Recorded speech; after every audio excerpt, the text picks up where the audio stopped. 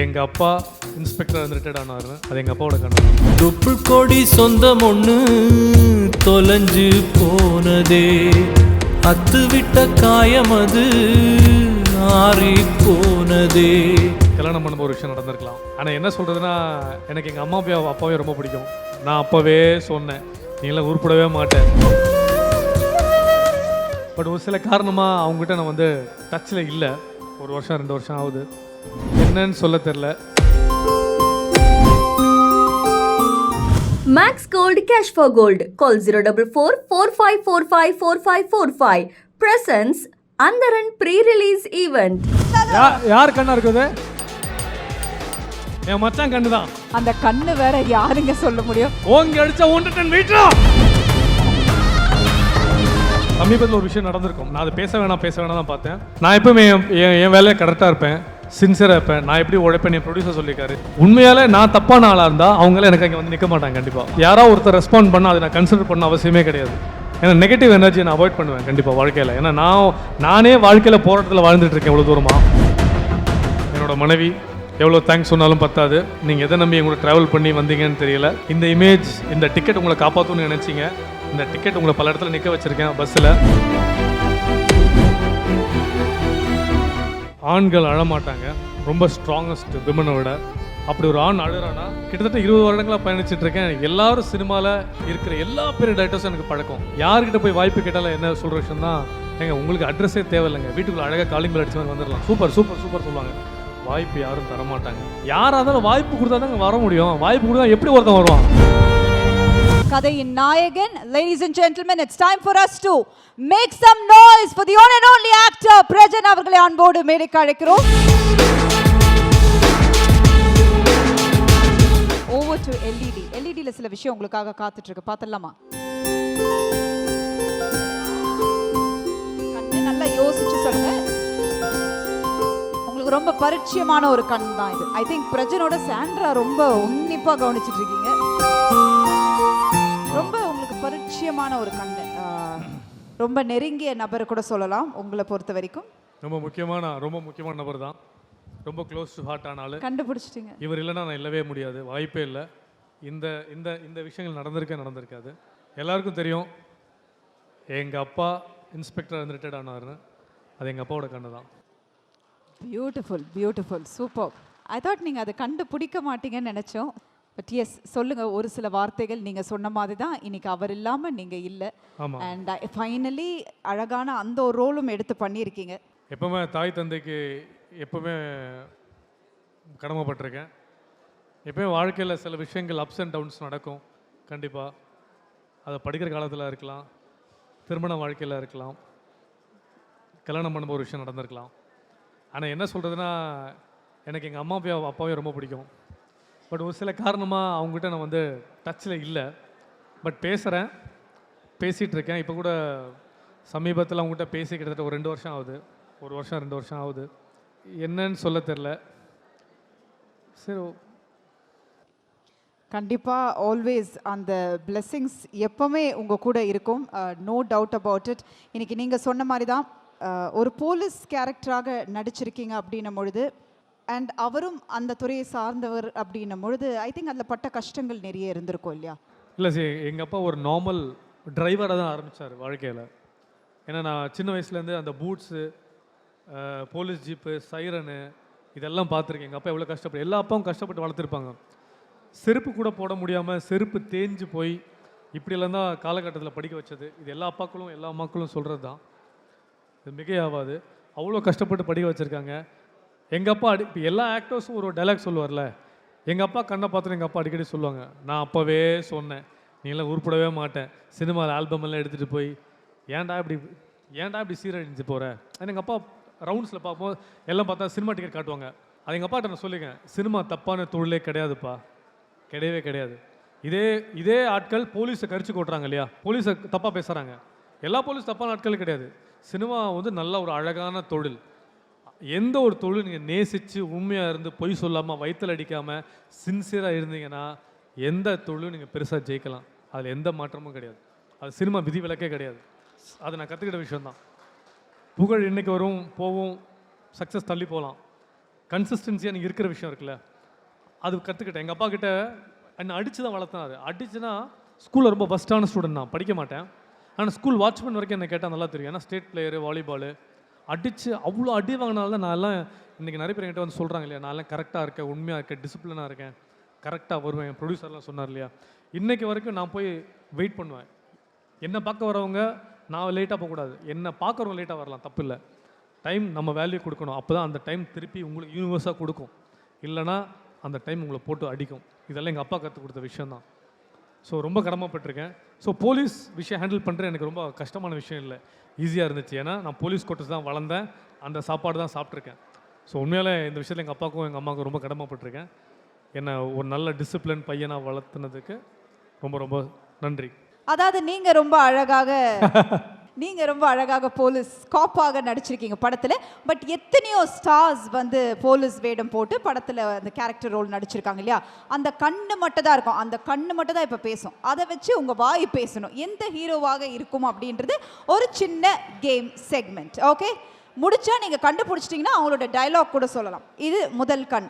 சரி, இது மாதிரி பவர்ஃபுல்லான கண்ணு இந்தியாவிலே ஒருத்தருக்கு மட்டும் தான் இருக்கு. என் தலைவன் சூப்பர் ஸ்டார் தான், ரஜினி சார். கரெக்டா? மிஸ்டர் அலெக்ஸ் பாண்டியன், என்ன டயலாக் சொல்லிடலாமா? ஐயா சடனா அலெக்ஸ் பாண்டியன் நான் ஸ்டேஷன் ஒரு விஷயம் சொல்லுவார், என்னை இந்த பக்கம் உரசினாலும் அந்த பக்கம் உரசினாலும் எந்த பக்கம் உரசினாலும் தீ பத்திக்குண்டா, அது தலைவன் தான் சொல்லணும். அதான் டயலாக். அது பிரஜன் ஸ்டைல்ல அவர் சொல்லிட்டார். Super, thank you. Next picture. இத நான் சொல்றதை விட இவங்க எல்லாருமே சொல்லுவாங்க. ஆமா, அங்கத வாய்ஸ் வருது. பட் இருந்தாலும் யார் கண்ணா இருக்குது? என் மச்சான் கண்ணு தான். அவரோட ஏதாவது அந்த டயலாக் போயிடலாமா? உங்க ஸ்டைல்லே சொல்லிடுங்க. ஒரு ரொமான்ஸ் பண்ற சீக்வன்ஸ் இருக்கும், ரொம்ப நல்லா இருக்கும். அந்த டோல்கேட்ல என்ன பண்ணாட்டி நான் புருஷன் போயிட்டான்னு பார்த்துட்டு இருக்கியா, நான் வந்துடுவேன், வீட்டுக்கு வந்துடுவேன் சொல்லிட்டு இறுக்கி கட்டி அனுப்பாரு. அதெல்லாம் மாஸ் சீன் இல்லையா? சூப்பர். Next one. இது எனக்கா அவங்களுக்கா? ஓகே, சூர்யா சார் தான். அந்த ஆடியன்ஸ் சைடுல இருந்தே வந்துட்டு போலீஸ்க்கு இவ்வளோ பரபரப்பா சினிமாவில் ஒரு போலீஸை யாருமே பார்த்துருக்கவே முடியாது. அந்த கண்ணு வேற யாருங்க சொல்ல முடியும்? சான்ஸே இல்லை. ஸோ சார் என்ன டயலாக் சொல்றீங்க? ஒரே விஷயம் தானா, ஓங்கி அடிச்சா 110 வீட்டா.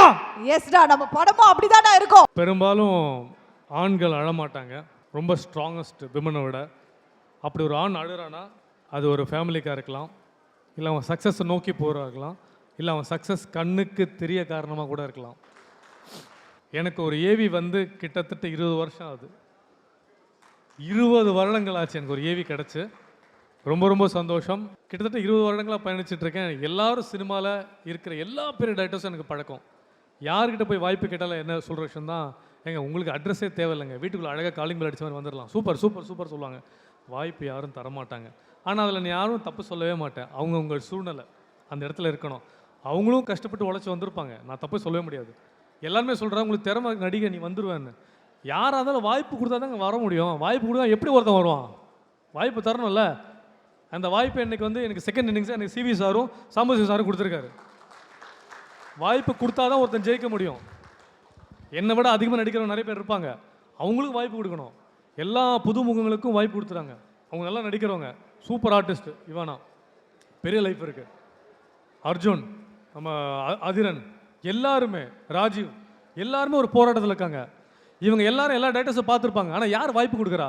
வாய்ப்பு கொடுத்தா தான் ஒருத்தன் ப்ரூவ் பண்ண முடியும். அந்த இடத்துலேருந்து 20 வருடங்கள் தாண்டி நான் வந்திருக்கேன். என்ன தான் நான் இவங்க எல்லாரையும் பார்த்துட்ருக்கேன். இங்கே நிற்கும்போது எப்படி விஜய் சார் எலெக்ஷனில் ஜெயிச்சார், அந்த ஓட்டு விழுந்துச்சுல, அந்த ஓட்டாக தான் நான் அவங்கள பார்த்தேன் எல்லாரையுமே. சமீபத்தில் ஒரு விஷயம் நடந்திருக்கும், நான் அது பேச வேணாம் தான் பார்த்தேன். நான் எப்பவுமே என் வேலையை கரெக்டாக இருப்பேன், சின்சியராக இருப்பேன். நான் எப்படி உழைப்பேன் என் ப்ரொடியூசர் சொல்லியிருக்காரு, சிவி சாருக்கு தெரியும், கலையரசன் சொல்லியிருக்காரு, பரத் சொல்லியிருக்காரு, எல்லாருமே வந்து போனவங்க எல்லாமே, சந்தோஷ் பிரதாப் எல்லாமே சொல்லியிருக்காங்க.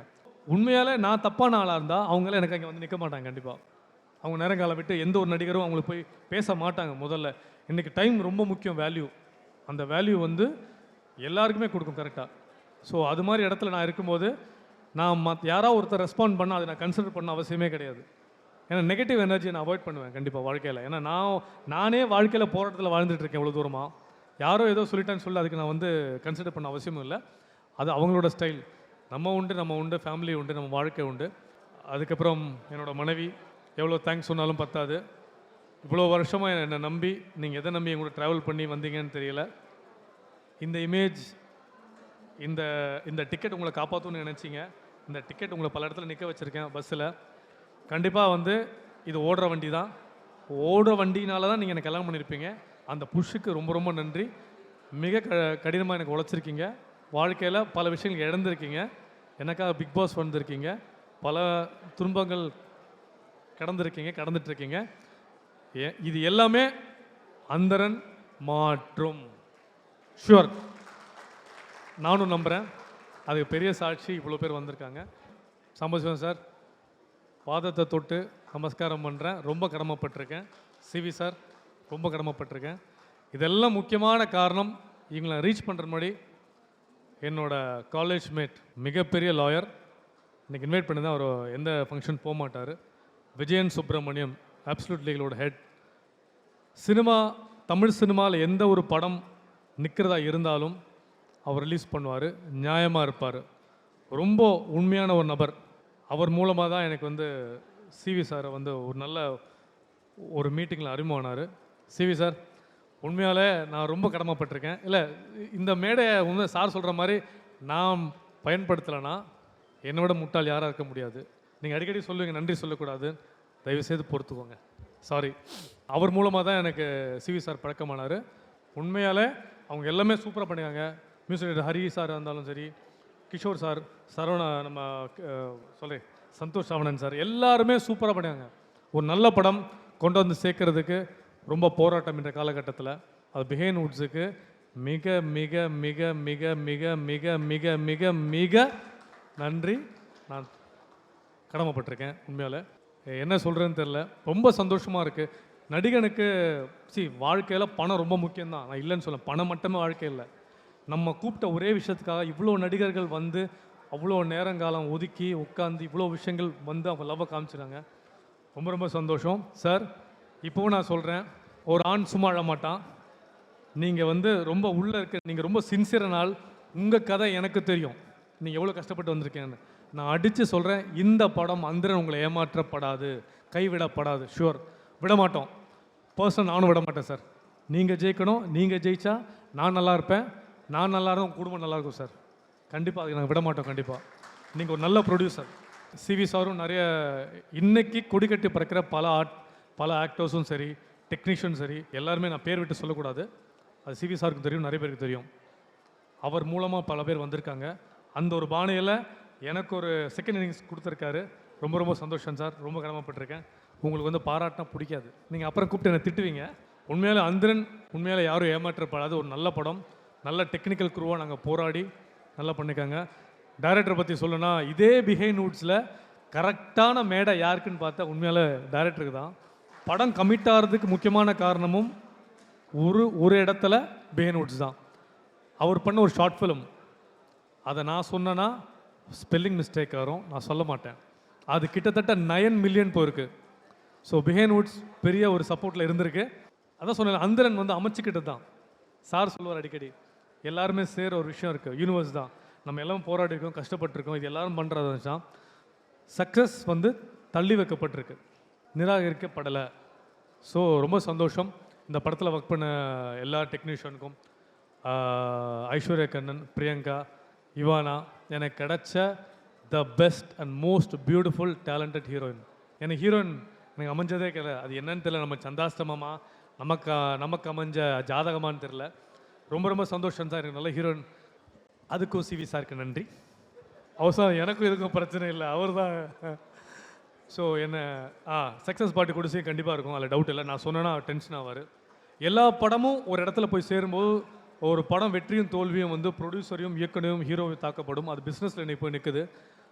இன்னைக்கு காலகட்டம் படம் பண்ணுறது ஈஸியாக இருக்குது, படம் கொண்டு போய் சேர்க்கறது ரொம்ப ரொம்ப கடினமாக இருக்குது, ரொம்ப போராட்டம். அதில் இவ்வளோ பெரிய மேடை அமைச்சு கொடுத்து அதுக்கு ஒரு சப்போர்ட்டாக இருந்த சம்பசிவன் சாரும் சிவி சாரும், இதுக்கு உறுதுணையாக பில்லராக இருக்கிற பிஹைண்ட் வுட்ஸுக்கு நான் ரொம்ப கடமைப்பட்டிருக்கேன்.